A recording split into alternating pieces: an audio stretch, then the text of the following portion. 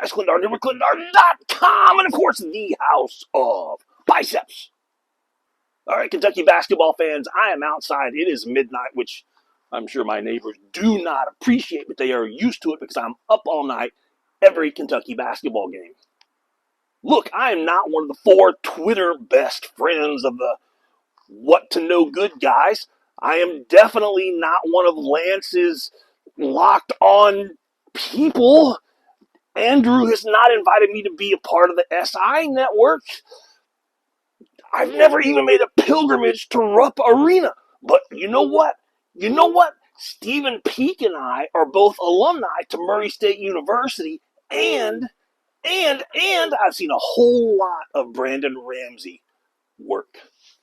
But no joke, I am the details guy, and I think all of you guys are missing all the details about the Kentucky basketball games. You guys are focused so much on, plays that you're missing all of the details. And I'm going to bring you all the details that you guys keep forgetting about. We're going to start with a big one. We lost a really big game by a ton of points a few weeks ago that we're never going to talk about again. And just everything kind of changed after that. And nobody picked up on what that was. You know what that was? The players stopped shaving the day of the game. Ain't nobody picked up on that. Nobody picked up on the fact that Colin Chandler just magically now has a 5 o'clock shadow. Nobody picked up. How about Malachi? Nobody noticed that Malachi's got a whole bunch of stuff going on now? Nobody. And Jelly. Okay, let's be honest. Jelly could have shaved as he was walking out onto the court for the tip-off and at halftime. And he's still going to have some stubble. But that's beside the point. Watch the guys the next game. Watch them. I honestly think they shaved a little too close to the tip-off time for the Florida game. Go back and look at the last few games. My boy Colin had just a little bit less. He had like a 3 o'clock shadow instead of 5 o'clock shadow on his face. And I think it threw some things off. See, the thing is, you grow a beard when you're an athlete because you're so busy getting ready in preparation, you ain't got time to shave. It's the details, guys. The details. Nobody picked up on this. Okay, the big one, a $22 million roster. $22 million. Who cares? Who cares it was a $22 million roster? Really? We're from Kentucky. My car hadn't had heat or air conditioning for 3 months. But our horses in Kentucky live in air-conditioned horse barn things. And you know what? We're perfectly fine with that. Perfectly fine. That's okay. That's okay. It's 22. That's like if one of my neighbors had like a really cool car for sale and I really wanted it and I went over and bought it for $22 million. Who cares? He's happy.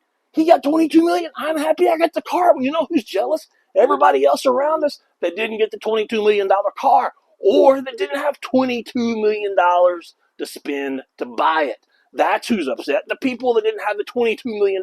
If you got $22 million, spend it. Why not? How much more money would we have allocated towards buying the players' funds if it would have guaranteed us that our three starters would still be healthy right now and in the game? Honestly, how much more money would you give right now? Not you or me, because I ain't got a cent to give. But if you were in charge of saying, okay, you give an extra $7, $8, $10 million, spread it around, just to get those guys back out on the court, everybody would. 22. Who cares? Who cares, guys? Ain't nobody caring. Except the jealous people. All right, I think we got a big subject here, and that is Tennessee. Honestly, seriously, guys, I think we have to stop making fun of Tennessee. I really do. And look, nobody's a rival if they're terrible. Tennessee's a rival because they're good. It's a hard game. I've been watching us play Tennessee since the 80s. That just kind of tells you how old I am, isn't it? Like the gray hair. Tennessee, it doesn't matter with a rival. It doesn't matter if they're the worst team in the league. It's always going to be a hard-fought game. But we need Tennessee to be better. Honestly, can we brag about beating a team that's never been to a Final Four? That really says a lot more about us than it does about them. We got to quit.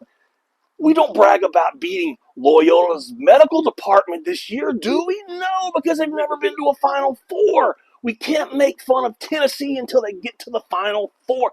We may even support them getting a national championship. And if they ever do, we have to stand up and clap and support them. That way, when we beat them again twice next year, we can say, we beat a team that went to the Final Four once.